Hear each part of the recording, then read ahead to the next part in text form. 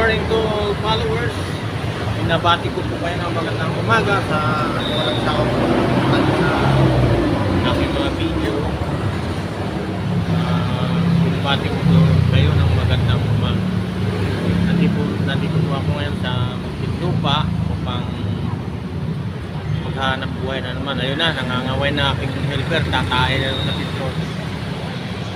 Kaya kami tapos na ng maaga. Pasalamat tayo sa mahal na Panginoon. Binigyan niyo tayo ng magandang kondisyon at magandang kalakasan. For today's video guys, ay nandito po tayo sa Muntinlupa. Tayo pa uwi na. Tapos na ang ating gawain. Talagang